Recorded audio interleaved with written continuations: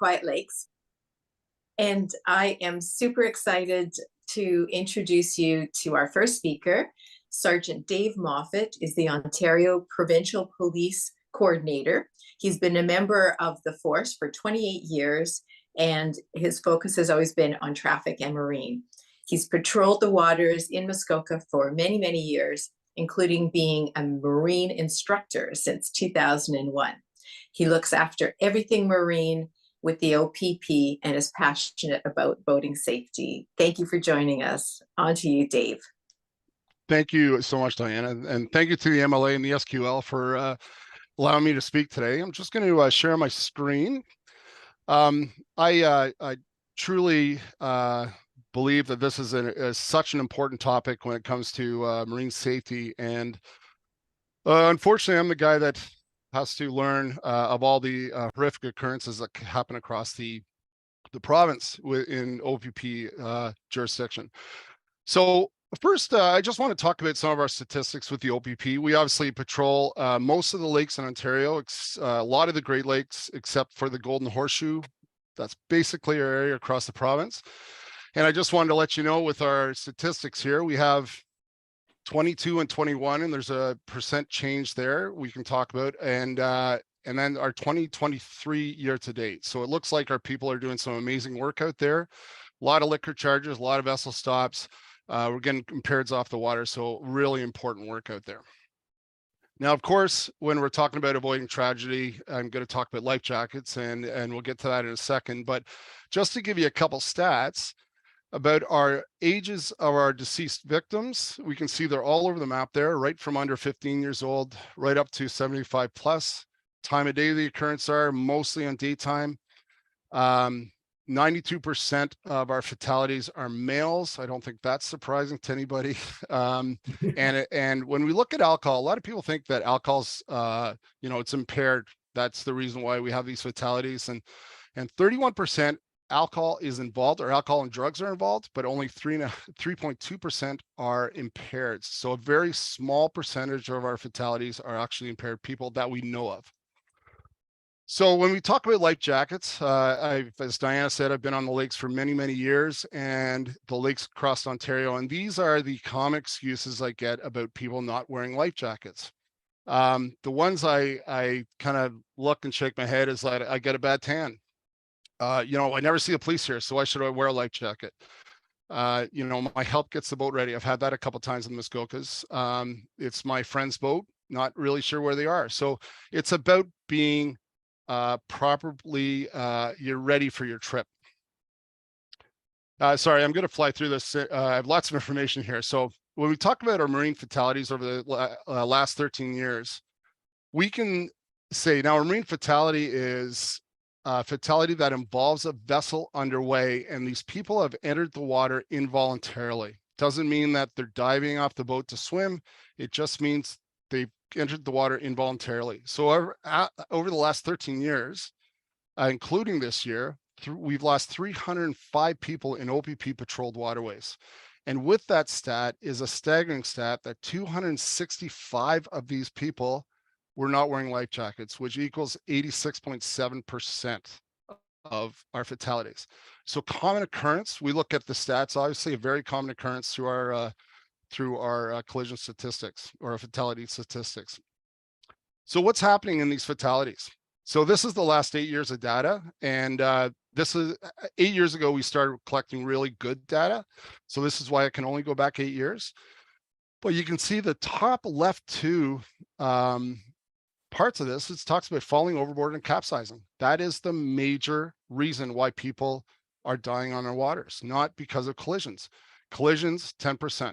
That's it. That's our fatalities.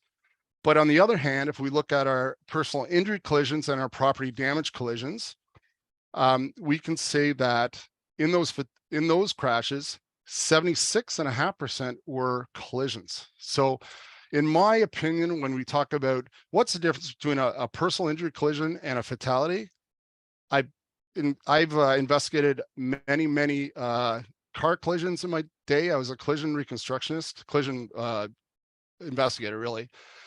And it's a matter of milliseconds.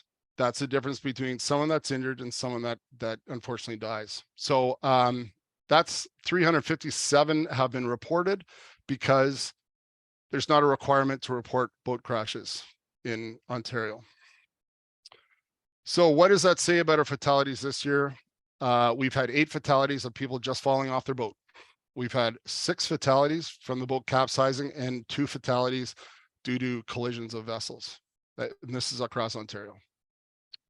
So if you look at our length of vessels, what kind of boats are being involved here?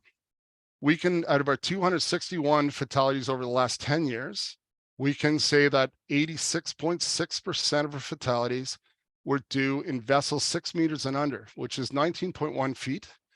And they're small vessels, and that will include all paddle craft or muscular power craft, I guess. Over 6 meters, only 27% of our fatalities. And the size of the vessel, there's some reports that we just can't determine what the size of the vessel is through the report, and we're still trying to determine that. But I would say in the last 5 years of data, we know exactly what the size is. This is from previous to 5 years. So what does that mean this year? 2023, you can see motorized vessels. We had 5 fatalities. Canoes and kayaks are still on there with 5 and 2 respectively. And then we had 3 PWC fatalities. People being thrown from the PWC. We had a collision in Wasaga Beach where 2 PWCs hit each other, killed a guy. So they are a big concern, obviously. But when we look at the 10-year trend, it's only 5% of our fatalities. 35 and like motorized vessels and canoes are pretty close together. So this is the big thing. If I haven't, by giving you the data that I've given you already, if I haven't kind of made you think about wearing a life jacket, if you're one of those people that don't, I'm hoping that this might give you a little better data. Okay, I was involved with Transport Canada and the Canadian Safe Boating Council with this research. It was called the shock factor. And everyone thinks that if they fall in cold water, that's when they gasp. That's when they'll involuntarily take that big breath of water, and which will cause a drowning. So this study, I guess, was really well done. And I went down to Keswick and I got into 4 scenarios. And the top left and the bottom right are 2 scenarios which involves VR glasses. And the top left is on a fishing boat. The top left is on a stand-up paddleboard. The bottom right is on a fishing boat. And that kind of measures what your body does when you all of a sudden fall off. What happens to your heart rate? What happens to your breathing?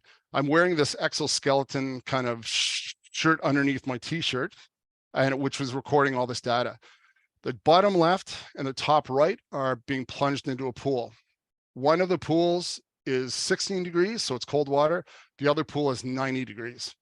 So what I learned from this which was really interesting, I thought, was that if you look at this data, you can see 2 circles. The red circle is the VR experiences, and the purple circle are the dunking experiences.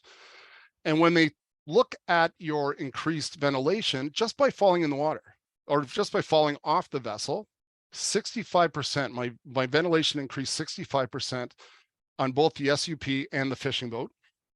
And then when I was dunked, my ventilation increased 180% in, get this, in the warm water, and only 110% in the cold water. So it was the warm water that I was getting the most reaction. And so when you look at all this data, just by falling off your boat and into the water, it gives you the gasp reflex, no matter what the temperature of the water is. And what they can look at, I was participant 32. I think they have 80% participants. They're looking at all the data, and they can look at my data and say, you know what, when you fall in the water involuntarily, you will automatically have that gasp, that involuntary gasp. And if you gasp that water inside, there's a very, very good chance you can drown. And I can attest to that information because you know, we have had very, very good swimmers that were part of the investigation that have drowned just by falling off an SUP. So bottom line is, please respect the water, respect that the water can take your life away in a matter of minutes, and to protect yourself. So how do we avoid tragedy? We make good decisions. That's basically it. And there's a couple here that, you know, we know about the don't cruise with alcohol or booze, but wear your life jacket, respect the water, and get everybody engaged so that you can make your trip a safe trip from leaving your cottage to going to where you need to go and then coming back. Okay. And so I kind of flew through that. So anyway, I hope that with the information I gave you, that you might think twice about not getting in a boat without a life jacket on. There's so many good life jackets out there that there's absolutely no reason why you shouldn't be wearing a life jacket, because the inflatable life jackets are a great purchase. So anyway, thank you very much for your time, and thank you, Diana, for the invite to the MLA. Thank you very much, Dave. Really interesting research around the shock factor. I'd heard about some of this in the past, but those were really, you know, incredible stats, and having it be you that we're seeing doing that, and know that you know what you're doing on the water. So, you know, if it's happening to somebody with 28 years experience, wow. Yeah, and I think the biggest thing with the shock factor is that I knew it was coming. I knew it was coming, and I still reacted like that. They didn't say, okay, 1, 2, 3, you're going to be dunked, but I knew I was going to be dunked at some time. Yeah, no, it's incredible. And as you said, make good decisions. That's Thank right. you very much for joining us today, Dave. And we will be having a QA session after Scott's presentation. So anyone who has a question for Sergeant Moffat, please feel free to have that registered while we're going. On to you, Lawton.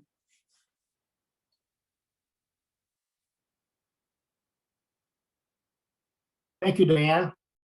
We are really lucky to have Scott Ferguson take time out of his busy schedule to talk to us about 10 tips to avoid tragedy on the water. Scott is an MLA board member. He's located on Lake Muskoka. He's a long-standing member of the Canadian Power Squadron, a certified water ski instructor, an avid night boarder, and get this, he has piloted his Sea-Doo across much of Ontario from Quebec to Manitoulin Island. Now, as is obvious from his presentation, he is an advocate for safe boating. Welcome, Scott. Thank you. Thank you very much. I'm going to share my screen, set up my presentation.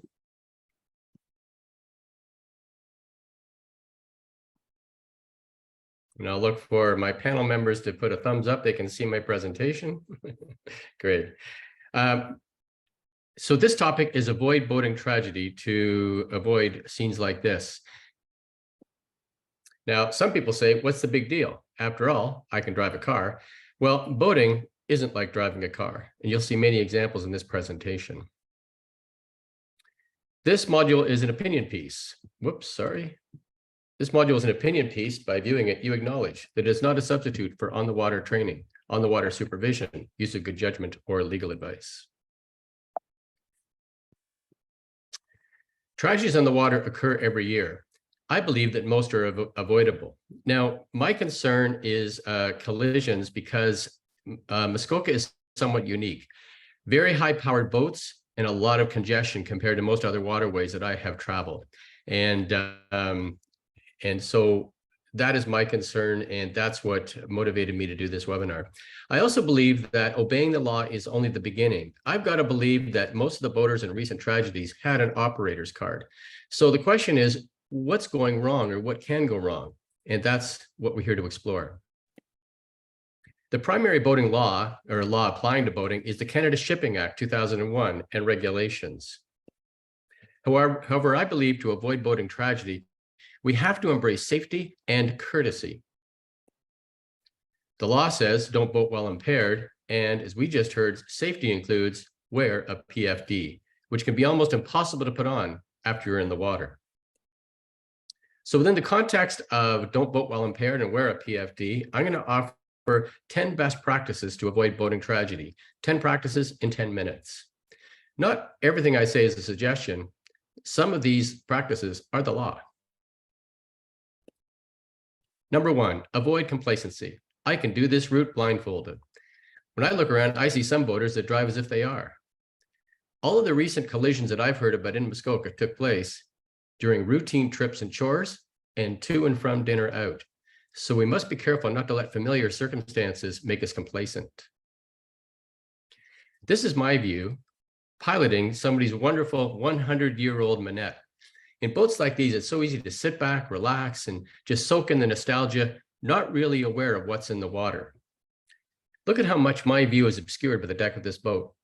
So in boats like this, in any boat, we must not be complacent. Number 2, be alert.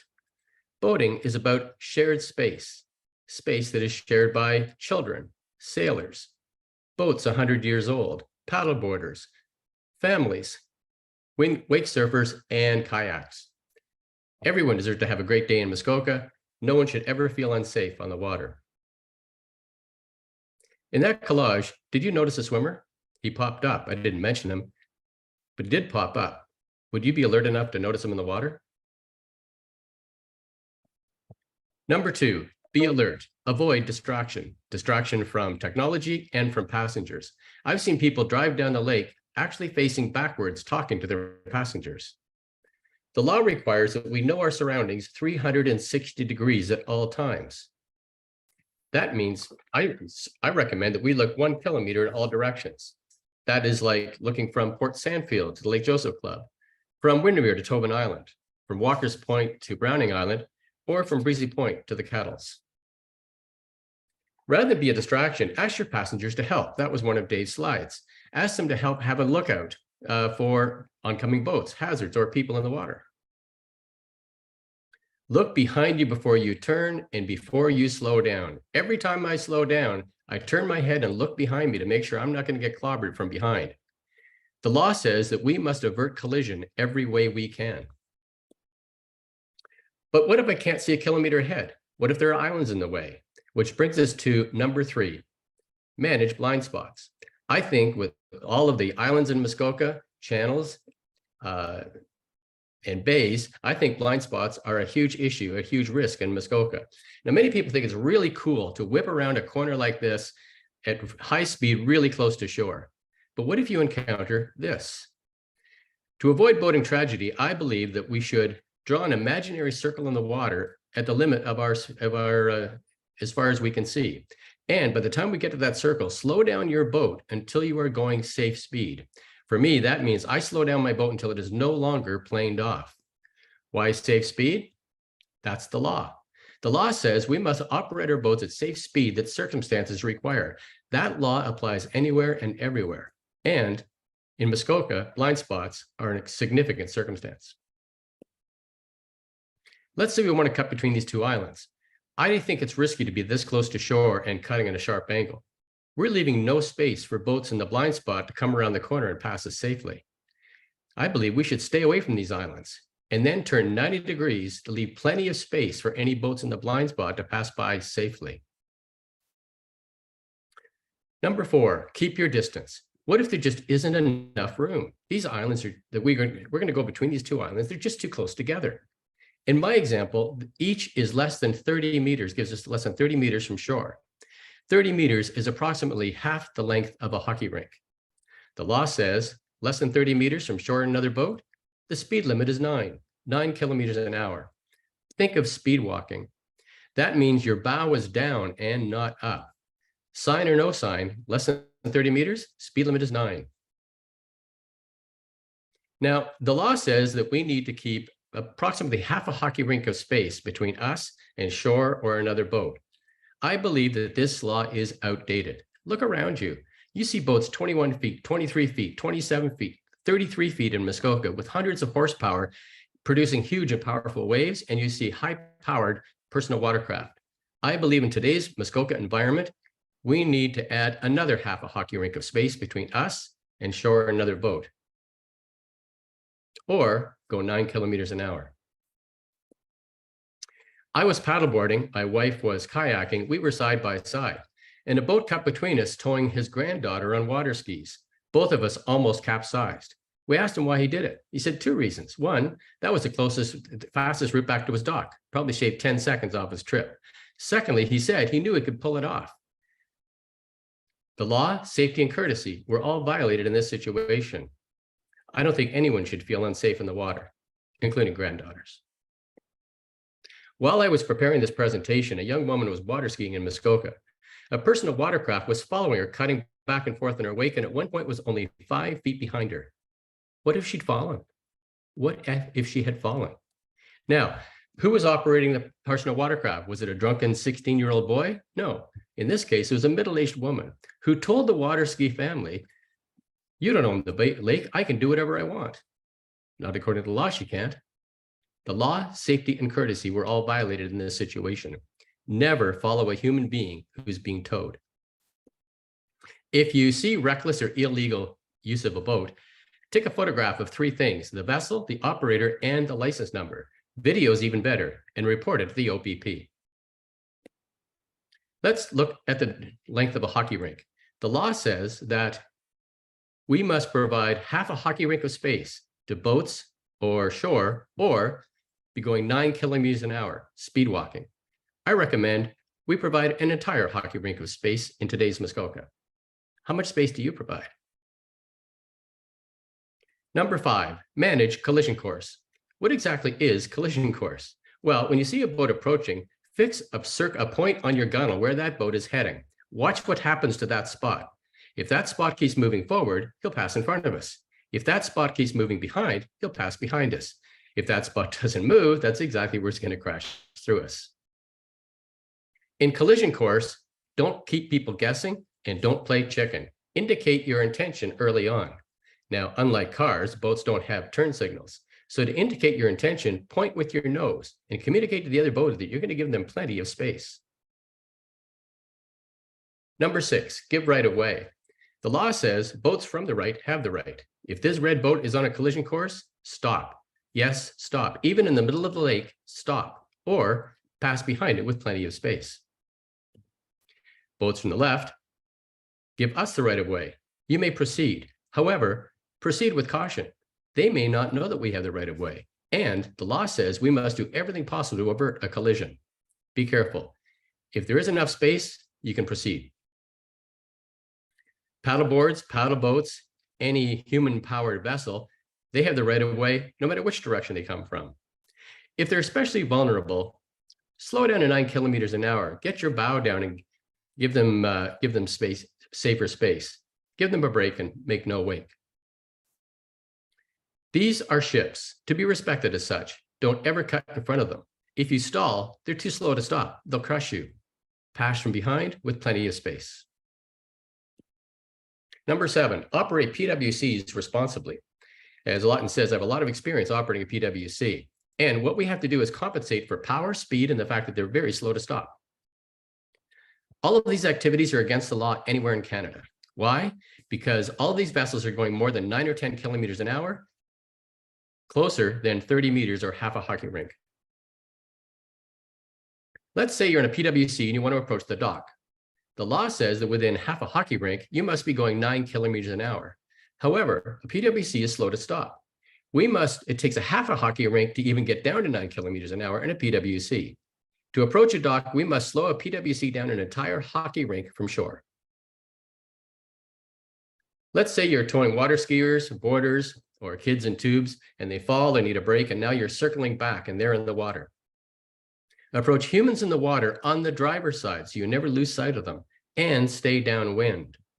The wind pushes your boat faster than the people in the water. If you're upwind, your boat's going to roll right over them. Number 9, turn off headlights. Some boats today are equipped with car-style headlights. Don't use them. In a boat, they illuminate next to nothing, and they blind us and other boaters from seeing each other and seeing where we're going. The idea of night boating is to dim all lights and to dilate your pupils like a night pilot does, so you can see as much as you possibly can. Finally, number 10, rise above it all. Never look through a windshield at night. The windshield reflects lights, even those lights in your boat required by law. You're basically driving blind. I love night boating, but you couldn't pay me enough to look through a windshield at night.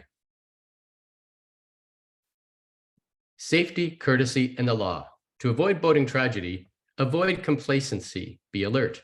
Manage blind spots. There are so many in Muskoka. Keep your distance.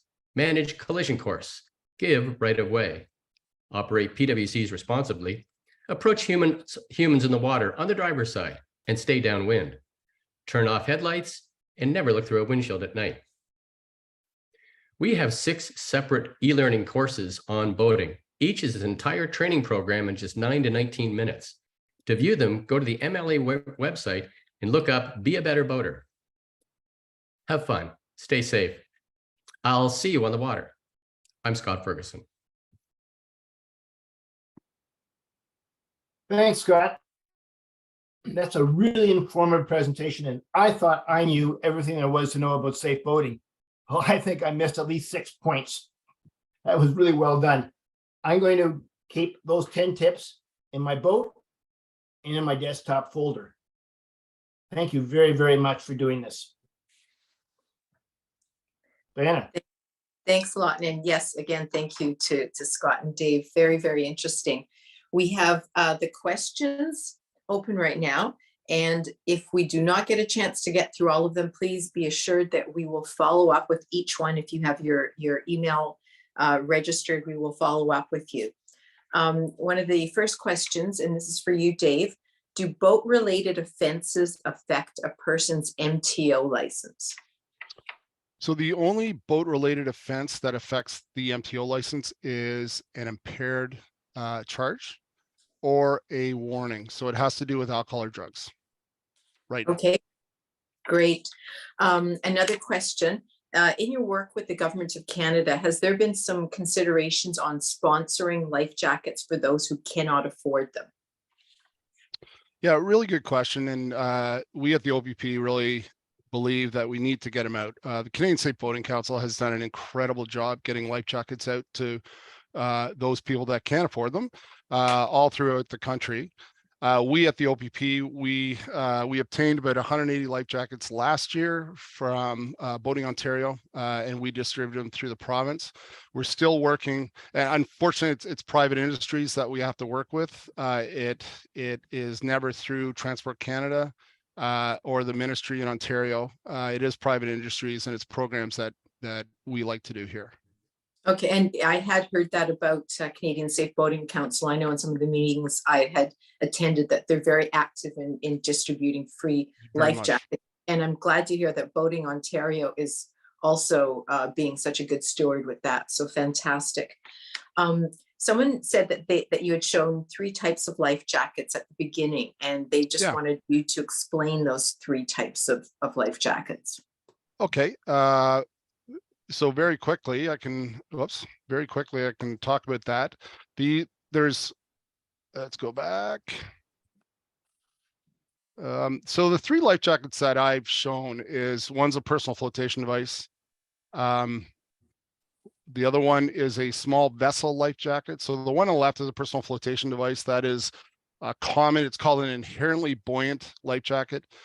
This life jacket, it's a personal flotation device actually. So it's not designed to keep your head out of the water if you fall into the water and you get knocked unconscious. The one in the middle is called a small vessel life jacket. It is designed to keep your head above water. And the one on the right is probably the best piece of kit you could ever buy for yourself if you are a boater. It's an inflatable life jacket, and it's the most comfortable item you could imagine. And it is something that, you know, I've come off the lakes and I've gone to dinner at my house, and my wife looks at me and goes, "Are you going to take that life jacket off?" And it is so comfortable. So what it does is it's got a CO2 cartridge inside, and if you fall in the water, it automatically blows up into a life jacket, which will keep your head out of water, and very vibrant colors so that you'll be seen in the water. So if you are a boater, by all means, you know, put some money aside. They're not cheap. And be careful. You know, if you buy, there's some great ones at Costco, but they have a lot of care. And you know, if you're getting a great deal, then be careful what you buy. it's, if you pay some money, then you'll get a good product. Okay. And make sure that they are Transport Canada approved. You can buy stuff on Amazon right now, which is not, and which is absolute garbage when it comes to using them properly on the water. Very good tips. Thank you. Yes, making sure that they're approved is very important. Another question for you, Dave, is the OPP and the Canadian Coast Guard the only enforcement patrolling Muskoka? And has there been any thought to adding partners to aid in that enforcement, or using video captured evidence by residents and people on the water? Yeah. So the first question, is there anyone else that we work with? We are very, very strong partners with the Ministry of Natural Resources and Forestry. We do all across the province. We do joint patrols. There are places where we do joint patrols with Transport Canada as well, the marine safety inspectors. But on the Muskoka Lakes, it is really us. The Coast Guard jumps on the lake to look after our navigation aids, and that's their role on the lake. And the MNR comes obviously to look after fishing, but they have all the powers in the world to write Canada Shipping Act tickets as well as liquor license tickets. So they do as much as we do on the lakes as well. Sorry, the second part? I think the second part was if you could use video captured evidence from Perfect. people watching something on water. The biggest thing to get a conviction in court when it comes to the PONs or tickets that we write on the lake is we have to have identification. And basically we need the 5 W's, right? The who, what, when, where, and why, and how. And the best thing you can do is take a video of it. And if we can ID the person through that video and the vessel that they're using, etc., is fantastic. I have a lot of calls when I used to work the Muskoka Lakes that it would be, there's a red boat that came by my cottage with really loud mufflers and it shook my windows. There's not a lot I can do with that, right? But it's a little red boat that came from that bay that has a cottage around the corner. That's a lot better information than the little red boat. So just give us as much as possible and we will do our best to follow up. Fantastic. This is a very interesting question because we get this a lot with Safe Quiet Lakes. And I'm going to let you answer this one, Dave. What is the definition of a shoreline? Is a dock considered a shoreline or another vessel in the water? And by that, I think I mean the distance, the speed and distance. I absolutely get that. And when we look at the 10-30 rule, right, 10 kilometers an hour at 30 meters from shore, and that is shore. It doesn't include the dock. It is shore. The Muskoka Lakes has a VOR in place, which is a vessel operation restriction regulations, which includes all docks, all rafts, all markers, down to 9 kilometers an hour. And I agree with Scott that I think it's a little outdated. I think we need a little stronger, and it's a hard thing to lay, because we need evidence of how close people are together. So it's a little better than the Muskoka Lakes, but it does just include the shoreline. Okay. And are PWCs, are life jackets required to be worn or just on the boat or on the PWC? Really good question. We do have, no matter what vessel you operate in Ontario or in Canada, excuse me, you're not required to wear a life jacket. However, you have to have one on board, properly fitting and in good shape. So that includes a PWC. Now, we have had, including this year, we've had a fatality where someone was operating a PWC, got knocked off, and they didn't, I'm assuming the gas factor that we talked about happened, and they never surfaced.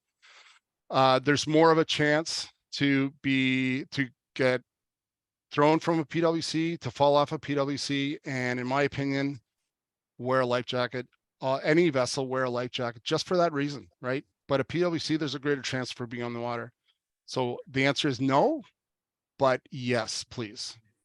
And what about age on PWCs? Is there's no requirement? Another great question. No one under the age of 16 can operate a PWC. Okay. And that has happened many times across the province. And we've had some awful collisions because young people are operating PWCs. Can I do a follow-up to that? Sure.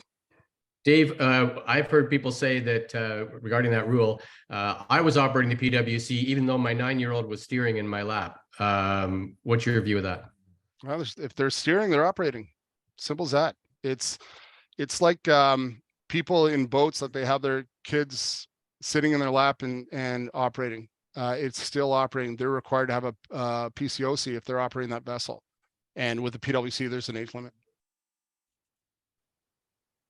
Okay, wonderful. I think we've got time for 2 quick questions.